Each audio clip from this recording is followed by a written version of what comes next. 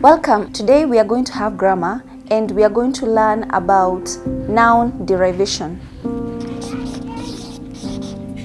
Let us first look at the definition of the word derivation. What is to derive?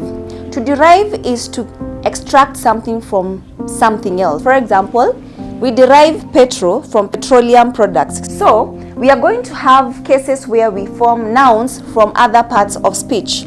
So, in this case, we can maybe, for example, you can have deriving nouns from verbs. Now, before we get there, let us remind ourselves what a noun is. A noun is a naming word. You know, names of things, table, chair, teacher. And as you learned in Form 1, there are different types of nouns. You know, there are abstract nouns, there are compound nouns, there are concrete nouns. There are so many types of nouns. And it is important as a candidate or as a student to understand all the parts of speech, from nouns, from verbs, to adjectives, to adverbs, because this is what is broken down in grammar. And for you to make your grammar easier to learn, you have to know the parts of speech. So, as you've seen, a noun is a naming word. So, let us look at how we form nouns from other parts of speech. Deriving nouns from verbs. What is a verb? A verb is a doing word. I am teaching. So, teaching is a verb.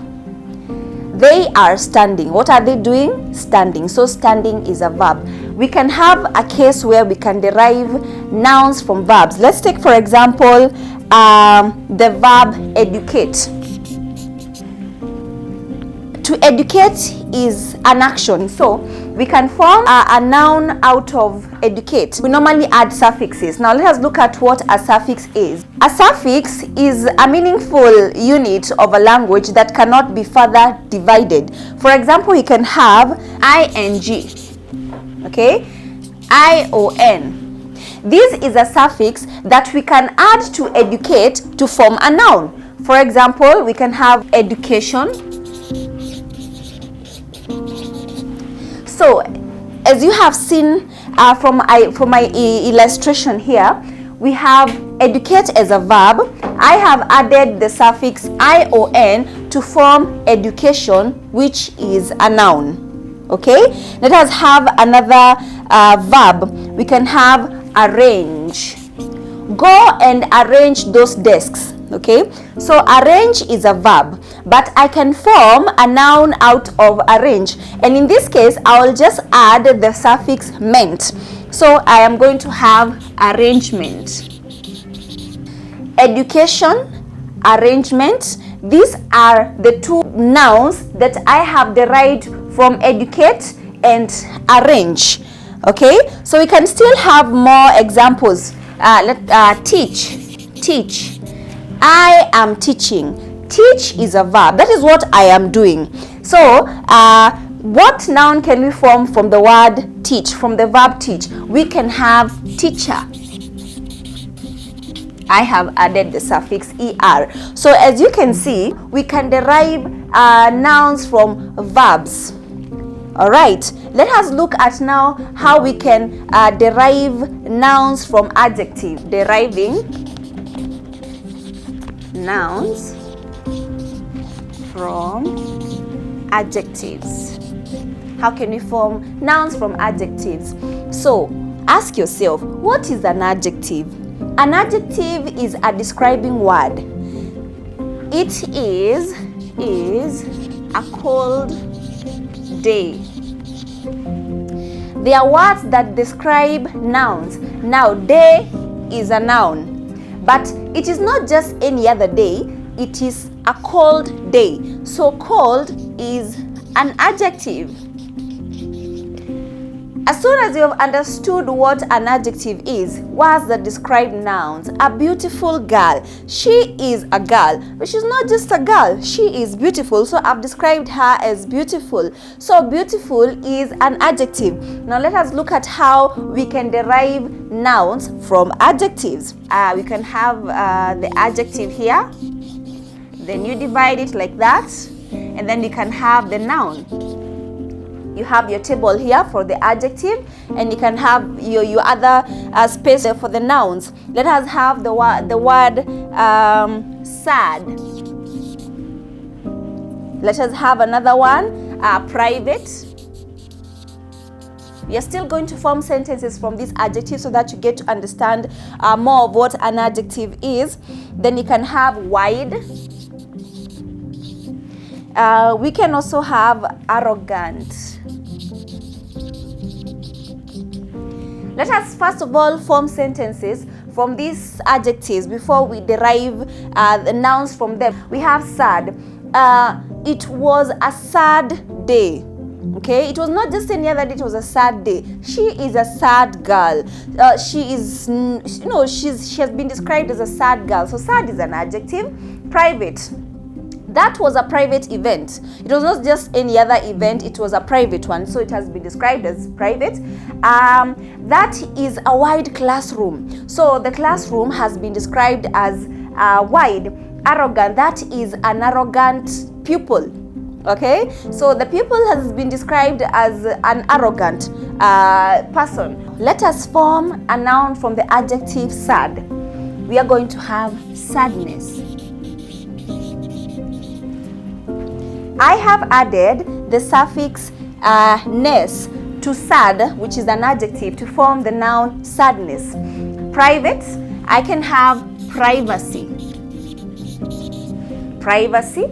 We can have, there's some adjectives that completely change when nouns are derived from them. So we cannot say wideness, we say width. As you can see, we can derive nouns from the parts of speech, which include adjective and verbs. Another thing that we have to know is we can also even form nouns from other nouns. Now deriving nouns from other nouns. We can have exam. Exam is a noun. We can have an examiner. Okay? We can also have nouns such as employment. Employment is a noun. We can have employee. And we can have an employer. So the trick here is only to understand what an adjective is, what a verb is. This weighs down to learning about the parts of speech. If you know what a part of speech is, you're going to understand this better. So you know what a noun is, know what an adjective is, know how to use them in sentences, and this is going to be easier for you. So my topic has come to an end. So I would like to give you maybe some few words. You identify the parts of speech of the following words, and then you're going to derive nouns out of them. So state the parts of speech of the following words.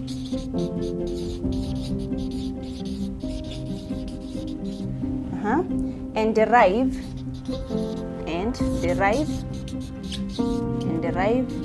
nouns out of which. Okay, so for example, I can give you the first one. Maybe you can have we have improve. So I'm just showing you how you're going to go about it. You're going to state what part of speech this is. So you have improve. Then maybe down here you can just write it is a verb. Okay, it is a verb. Then maybe you can have your noun here. Then you can write improvement. In any way you'd want, so long as you have stated what this part of speech is. The next one you're going to have direct, dance, humble, discuss, excellent, free, sane, and accurate. But before I finish up the lesson, I would want to mention something small about parts of speech, maybe because we've just touched on it here. So remember that we have adverbs, they are conjunctions, they are articles, they are pronouns, they are prepositions, and they are interjections. Maybe I can mention what each of them is. So an adverb is, these are words that tell us more about adjectives, verbs, and other adverbs. Let us take a look at the first one. How do adverbs tell us more about adjectives? So as we've mentioned earlier, an adjective is a describing word. They describe nouns. So I can say, that is good. Okay, that is good. I have described that as good. This is an adjective. But I can have an adverb telling us more about how good that was. So I can put very. So very in this case will become is an adverb telling us not only was what is being described as good just good, but it was very good. And that is the reason why we have adverbs of extent. They tell us the extent to which something is. All right, so we have very is an adverb. Let us look at how adverbs tell us more about verbs. I'm going to have another sentence. For example, I can say, she was walking. So walking is a verb. But then, how was she walking? I can have she was walking slowly. So slowly becomes an adverb. And that is why we have adverbs of manner. Adverbs of manner tell us the manner in which, how are things being done. Adverbs of extent tell us to what extent was something, okay? Let us look at how adverbs will tell us about other adverbs. I'm still going to use the same sentence. So she was walking slowly, but then I can still add extremely here. So this adverb is telling us she was walking, okay, but then she could have been walking extremely slowly. So this adverb is telling us more about the slowly, not just slowly, but extremely slowly. So that is how we get to know what adverbs are. And remember, adverbs tell us nothing about nouns. Students get confused about that. They just tell us more about an adjective, a verb, and other adverbs. All right. The other part of speech that you're going to look at is conjunctions. Conjunctions are joining words. Mary and John are siblings. Okay, so I can have that. So Mary and, so this and is a conjunction because it has joined Mary and John. Remember, there are three types of conjunctions. We have coordinating conjunctions, we have subordinating conjunctions, and we have correlative conjunctions. Coordinating include and, but, you know, we can have subordinating because, although. I'm going to mention something small about the coordinating, which makes students fail in paper 2 in the comprehension. So you have correlative. These are, neither, nor, followed by nor. We can have either, followed by or. That's something I wanted to mention about coordinating is how we begin our sentences. In paper 2, we normally have the comprehension part, which has 20 marks, and these are free marks. You have no reason to fail in the comprehension part because the answers are there. The only thing you have to do is just to observe the grammatical, the grammar rules. Begin your sentence with a capital letter. Proper nouns, which are the names of people, places, you begin them with a capital letter, and your sentences with a full stop, because I can assume one student from one school maybe writes the name Mary like that. The other one writes Mary with a capital letter. So this one will get it wrong, this one will get it right. So it is very important to be careful with how you're writing your sentences. Now, the subordinating, maybe for example, there's a question asking in the comprehension, why did Mary go to school? Probably even the answer is is just transparent on the paper. The answer is there, but the examiner want to test more about, the grammar rules. Most students will write, for example, if the answer is because she was told to go by her mother. So one student will write because her mother told her to. This might seem correct, but it is not correct. The answer is correct, but how you've written it is incorrect, because this is an incomplete sentence. You're supposed to write complete sentences. That is why we have subordinating conjunctions. We have main clauses and dependent clauses. Maybe you can say, Mary went to school because her mother told her to. Because if I just enter class and then I say, because her mother told her to, people are going to ask me questions. I mean, that is a dependent sentence. You're supposed to write complete sentences. A sentence that even if you said it, anywhere, it would make sense on its own. So that is all. So we are going to look at this as a whole topic. So we have looked at conjunctions, joining words. We have coordinating, subordinating, correlative. These are they are words that join sentences and words. But pronouns are words that take the place of nouns. Okay. For example, I can have John. John is a hard working boy. Now, instead of using John, I can use he is a hard working boy. Okay, so you can have he. Now, he is a word that has been used to replace John. John is a noun. He has been used to replace John. Okay, so that is when you have, so this one is a pronoun. Pronouns can be first person, second person, third person. First person is the person talking. I, me. The first person pronoun. The second person pronoun is the person being addressed. You. Then the third person is the person being talked about. They. First person is the person who is talking. The second person pronoun is a person being talked to. For example, maybe if I'm in a Form 2 class, I am the first person pronoun, okay?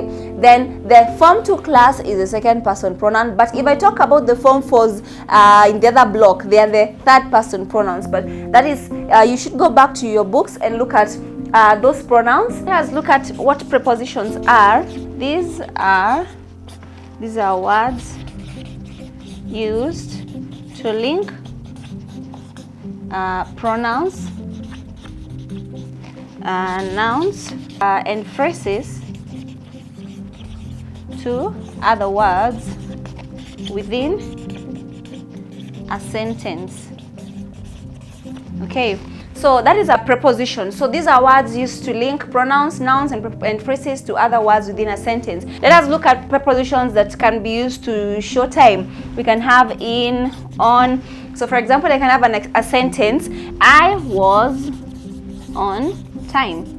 So on shows I was punctual. So this is a word that has been used to show punctuality. Now, as a student, ask yourself, what if I say I was in time? What is the difference between the two sentences? In as a preposition of time and on as a preposition of time. Now, on means the exact time. For example, if all students, maybe the day scholars, are supposed to report to school by 7. So if a student gets to school by 7, exactly at 7, he is on time. But if he gets there around 7:05, 6:55, maybe around 5 minutes early or 5 minutes late, that student is in time. So in, on, they can also be used to show position.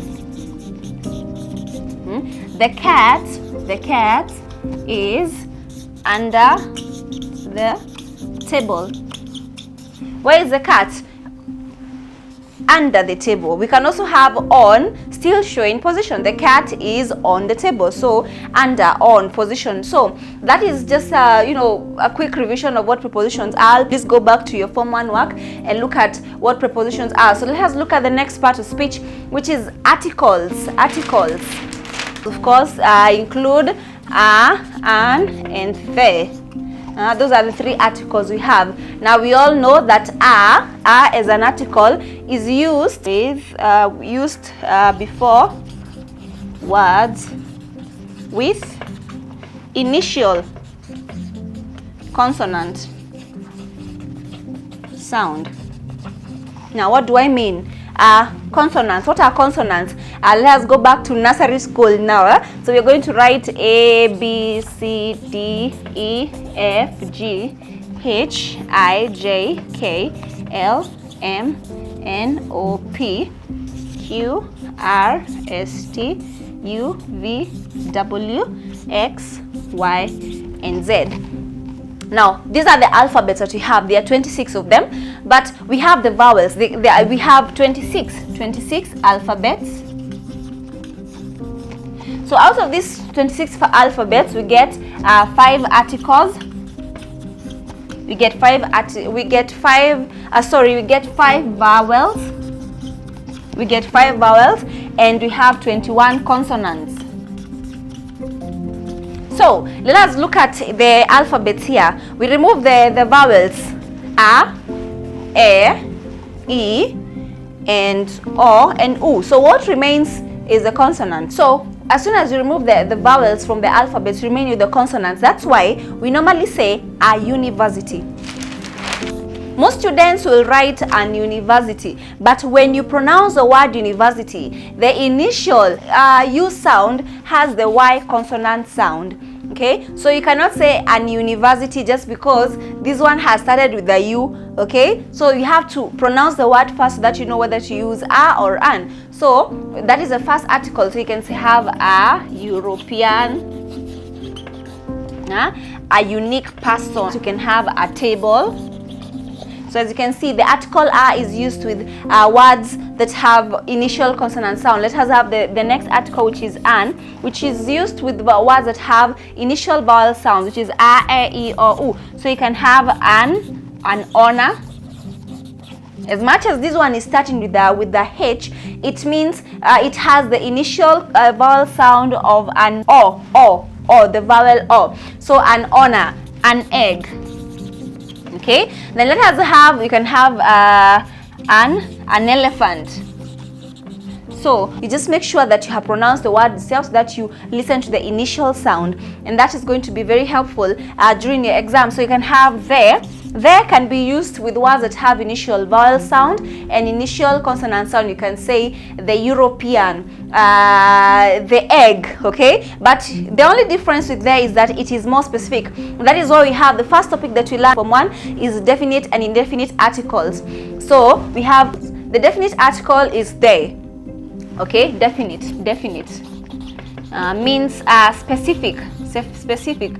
For example, I can tell a student, go to the staff room and bring me the chair. So I have been more specific on which chair was shown. So this student is going to ask me, which chair are you talking about? So there is a definite article, but a and an are the indefinite articles because they don't talk about anything specific. If I tell the same student, go to the staff room and bring me a chair, he or she is just going to go to the staff room and bring me just any chair. So go back to your Form 1 work and look at more actually even more uses of there. Used to identify heavenly bodies, the moon, the sun, the stars. So it is important that you go back to your Form 1 work and look at that topic of definite and indefinite article. The last part of speech that we are going to have is the interjection. These are words that bring out feelings. For example, I can have wow, I can have gosh, I can have yuck. These are interjections, words that have been used to bring out, feelings. For example, wow is if you're a Manchester United fan, or if you're like a Liverpool fan, maybe if Liverpool has won, you're going to be like, wow, okay? Wow, they have won. So that wow is an interjection that has brought out a feeling of, excitement. Or you can even have a feeling of surprise. When somebody has given you a gift on your birthday, you'll be like, wow, thank you. So that brings out the feeling of happiness. You cannot obviously have wow when you're sad. For example, if something bad happens and you're like, wow, okay? So it always brings out that feeling of surprise. So you can also have gosh. Gosh is maybe a feeling of fright. Gosh, you scared me. So we can have you also, when you're pronouncing these interjections, you have to pronounce them in a way that the person listening to you has caught the feeling. You cannot be like, gosh, you scared me. You have to be like, gosh, you scared me. Even the facial expression has to show it. So you have yak, is a feeling of disgust. For example, you find your younger brother eating a worm. You're not going to be like, yak, are you eating a worm? You're going to be like, yak, what are you eating? That feeling of disgust. So interjections generally are words that bring out the feelings, and they are always followed by an exclamation mark. So speaking of exclamation marks, go back to punctuation marks that you use, commas, semicolons, full colons. Go back to your Form 2 work and look at Form 1 work and look at those punctuation marks. So that is generally all about parts of speech and about noun derivation, and that is the end of my topic today. So please do more revision on parts of speech, and it's going to be easier for you in grammar. It's easy to pass in grammar. It's easier when you learn about the parts of speech. So that is it for me. That's the end of my lesson. Thank you so much. I'm looking forward to seeing you in my next lesson. Thank you.